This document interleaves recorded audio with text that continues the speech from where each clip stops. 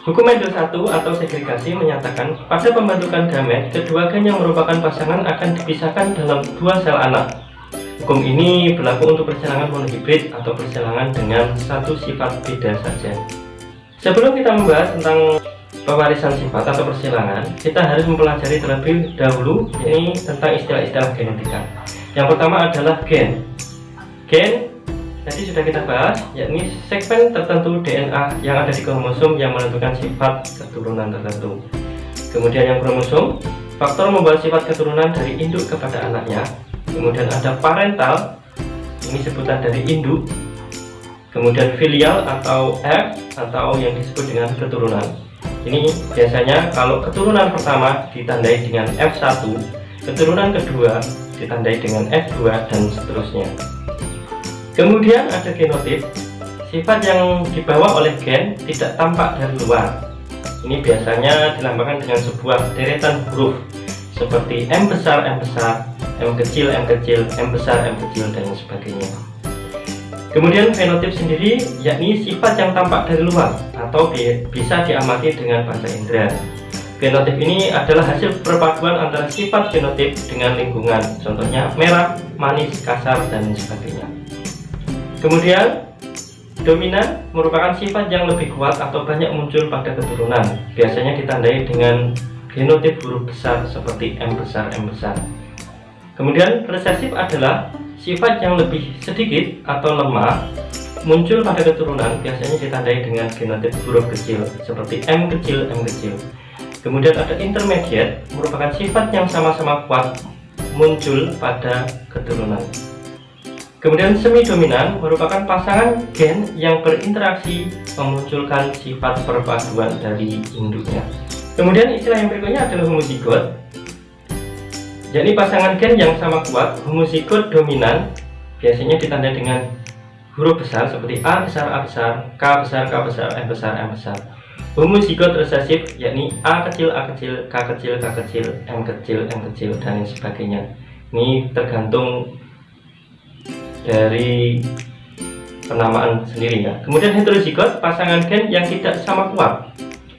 Misalkan A besar, A kecil, K besar, K kecil, M besar, M kecil. Kemudian ada istilah berikutnya adalah galur murni, yakni keturunan satu induk organisme dengan genotip homozigot, biasanya dominan. Kemudian ada backcross, yakni persilangan antar F1 dengan induknya yang dominan. Kemudian ada test cross, persilangan antar F1 dengan induknya yang resesif. Kita bahas satu persatu. Persilangan monohibrid. Persilangan ini disebut monohibrid, yakni persilangan dengan satu sifat beda. Contohnya, tumbuhan berbunga kuning disilangkan dengan tumbuhan berbunga merah. Ini mempunyai satu sifat beda, yakni warna bunga. Kemudian, contoh yang kedua adalah kucing berbulu putih dikawinkan dengan kucing berbulu hitam. Apa yang membuatnya berbeda? Yakni warna bulunya. Kemudian contohnya yang nomor 3 adalah wanita berambut keriting menikah dengan laki-laki berambut lurus. Apa yang membuat beda? Ini sifat bedanya adalah jenis rambutnya. Baik, ini kita bahas pertama, yaitu persilangan monohibrid atau dominasi penuh. Merupakan persilangan satu sifat beda, di mana sifat resesif terkalahkan atau tertutupi oleh sifat dominan. Bila ada dua gen resesif dan gen dominan ada bersama-sama, maka sifat resesif tidak akan muncul, jadi akan tertutup dengan sifat yang lebih dominan. Contohnya ini kita akan bahas satu contoh. Contohnya adalah tanaman berbatang tinggi dominan. Contohnya dengan genotip T besar disilangkan dengan tanaman berbatang rendah dengan genotip T kecil. Bagaimanakah perbandingan keturunan sampai pada F2 atau keturunan keduanya? Baik, pada soal tersebut kita ketahui bahwa parental atau induknya yang pertama mempunyai fenotip tinggi dengan genotip T besar disilangkan dengan tanaman rendah berfenotip rendah dan bergenotip T kecil. Dari sini dapat kita ketahui bahwa gametnya dari fenotip tinggi didapatkan gamet T besar, kemudian dari tanaman yang berfenotip rendah didapatkan dengan gamet T kecil. Keturunan pertama atau F1 dari genotipnya kita ketahui dari gamet ini kita gabungkan, yakni T besar dan T kecil, sehingga fenotip atau keturunan pertama dari gamet tersebut adalah tinggi.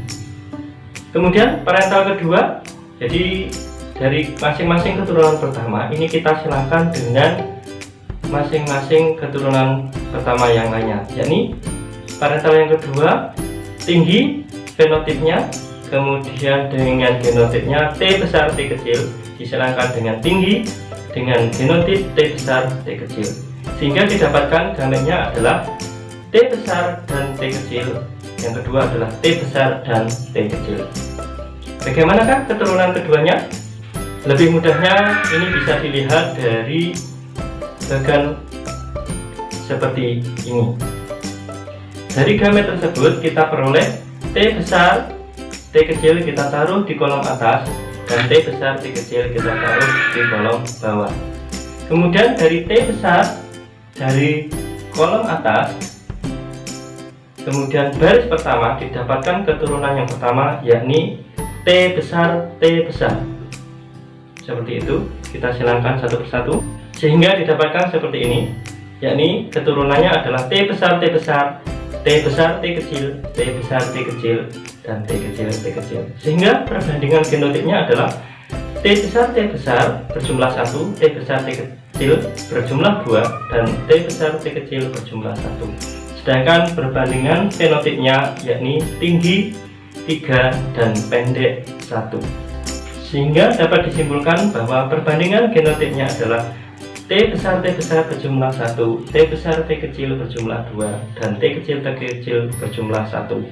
Sedangkan fenotipnya perbandingannya adalah tinggi berjumlah 1, kemudian tinggi berjumlah 2, dan rendah berjumlah 1. Sehingga dapat disimpulkan bahwa yakni jumlahnya 3 tinggi dan 1 rendah.